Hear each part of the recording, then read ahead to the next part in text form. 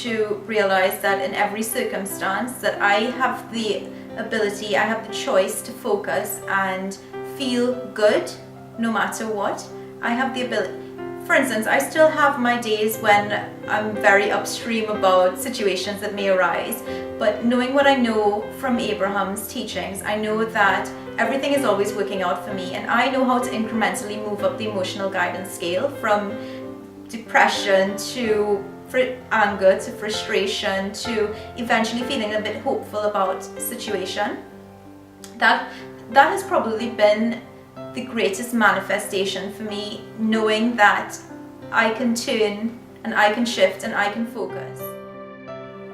And then I was telling my eldest daughter at the time about the law of attraction and how it works and how I was going to be manifesting this, that and the other. And you know, I was really excited about it, and I was excited because I was telling people who sort of were interested. And my youngest daughter wasn't interested at all, but my eldest daughter was quite like, well, come on then Mum, tell me about it. And I was like, oh, it's great, you know, I'm going to show you. We're going to go out today. And we were going to St Ives. She'd got a place in university, and we were going to have a meal. So we got to St Ives, and I was saying to her, right, we're going to get a car park space. This is going to be a doddle. Don't worry about this. I've got it sorted. And we pulled into St Ives car park, which is a really tight bend, and it's really crowded down there because Cornwall, it's obviously, you know, on a sunny day, you just can't move for traffic. And they said, alright, we're going to get a space. And of course we never. And I was about to pull out, and I said to my, we were about to pull out, and there was queues of traffic behind me.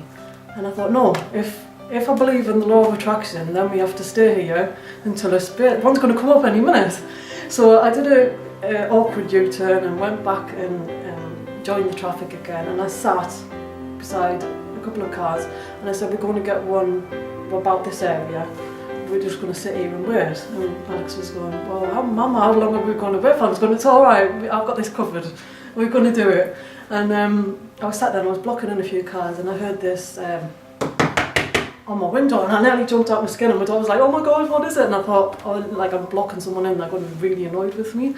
And I rolled my window down gingerly, and there was quite a big guy there. And he says, are you wanting a parking space? And I was like, yeah. And he was like, oh, because we're just pulling out. And I was like, oh, and I was like, hey Alex, here we go, come on, we've got a parking space.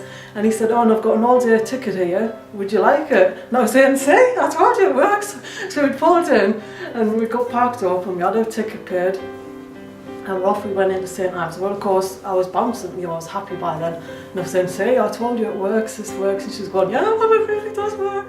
For instance, I had a bit of a strained relationship with my boss. I'm always a bit of the rebel, wherever I am. And so, for some strange reason, I started second intending that my boss loved me, because I thought, well, that would be the most ridiculous thing that would happen, that my boss loves me. But you know, lo and behold, I would write it down, and she would send an email to me saying, "I love you."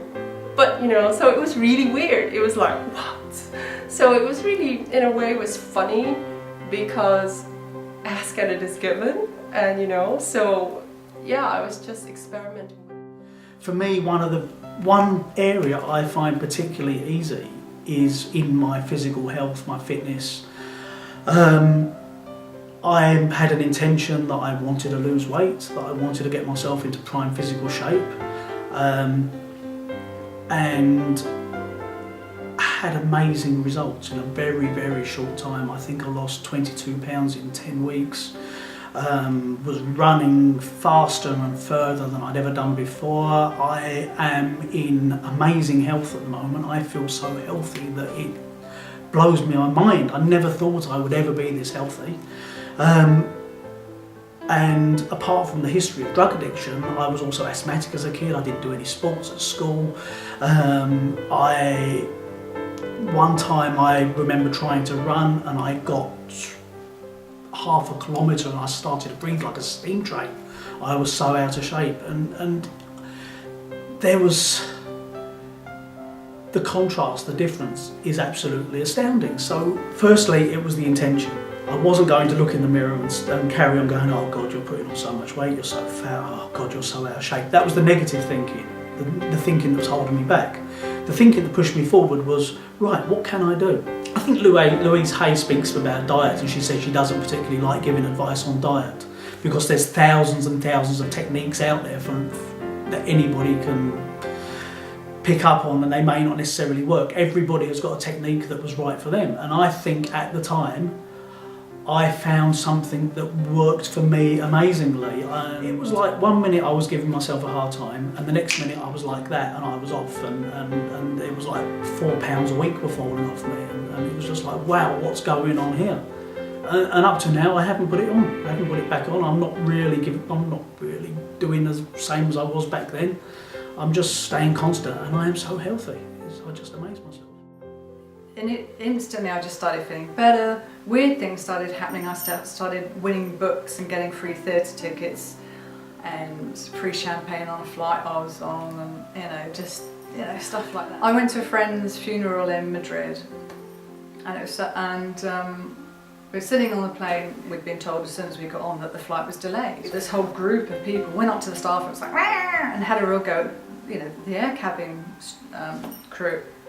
And I thought that was just terribly unfair. What are they going to do? They're not going to wave a magic wand and the problem will be gone. Well, having said that, they could if they read the book, but what could they do? I went straight up to the crew and I said, look, you're doing a wonderful job, thank you so much. I'm so sorry they just had a go at you, plunkers sort of thing. So mid-flight, the lovely steward came up to me and said, oh, would you like some champagne? I said, oh, go on then. And he gave me like one little bottle and then 4 more little bottles of champagne. I was like, oh, thank you. And weird stuff started happening like that. Wherever I went, I'd get like free pastries in Moroccan restaurants because a girl liked my tattoos and random things. A complete stranger who became a friend sent me money just for the sake of it, who I met on YouTube. But what I've noticed with these teachings, Abraham said very clearly and strongly, and it's true, the second you experience contrast, the opposite perfect situation is created. So, in a way, job searching. I needed a job. I had my last assignment that was handed in on the Tuesday, and I knew that once that was handed in, I needed a job. And I knew that looking for a job made me quite miserable and frustrated and all them feelings that I didn't want to feel. So I'd set in my mind just to open my laptop, start looking for a job, and once I felt negative, I'd just shut my laptop. So that's what I did. Came home from uni, opened my laptop, started looking for a job. As soon as I felt like, yeah, this is a bit of a struggle and this is not how I want to feel, shut my laptop, walk away. And I did that for a few days, just thinking, I'm not going to get stressed about this. There is a job. There is a job. And feeling quite positive about it and releasing this need, because you're always told that to find something you've got to send your interview, or you've got to send your CV out, and I didn't know anything about doing CVs, and you've got to do this, you've got to do that, and there's all that pressure from outside telling you to do this, and of course you've got Abraham saying, if you want something, just get happy. So you're thinking, right, Abraham, if help me out on this one, I hope you're right, because this is what I'm going to do. So that's exactly what I did. If it made me miserable, shut the computer, and on the Monday, so my essay was due in on the Tuesday. On the Monday, I opened up the computer. There was one job. It was there. It was the job I wanted. Even though I didn't know I wanted it, I didn't know I wanted a job and it was camping. And I love camping. I remember camping when I was a child. I've been camping. As soon as I got to London, I knew that I'd have to go camping to have that feeling of, nature. And it was a place called Camper Fantastic, and it was just camping. And it said, send us your CV and your a quick note about camping experiences, and I was like, ideal. So I sent them my CV, which wasn't brilliant, but I thought I'm not even going to worry about that, just send that. And then I wrote out what I love about camping, so I just wrote some stories about my camping experiences and when I was a child. And I thought, man, excellent. Shut the computer, didn't apply for any other job. Tuesday, handed in my essay, got a phone call, can you come for an interview? And I was like, yeah, definitely. Went for an interview on the Friday, and on the Monday I started the job. And do you know what I mean? If that's not law of attraction, and just getting happy and something comes up, I don't know what is. I mean, you notice the synchronicities when they happen. Yeah, and you kind of get away from the thought that there are no coincidences. Although your brain is, your mind is saying, oh, it's a coincidence, but you're like, but now I know actually no, it's a, you know, it's kind of synchronicity. One thing I noticed, I like seeing it with other people. Like, when I was at work one time, I noticed this guy was saying to me, oh, I love this particular aircraft. You know, he was like saying, you know, and he was just like saying how he liked it, and he was like looking at it. It's like really, you could see like the gratitude. He wasn't saying thank you, but it was just the way he was talking about it. I really like this. I really like that. And then the next thing you know, he's been given a job to board that aircraft. And I knew the only reason that happened is because minutes before he'd been telling me how much he liked that plane. And then, you know, I was just like thinking about it. I was like chuckling about it to myself, like thinking, oh, that's really funny.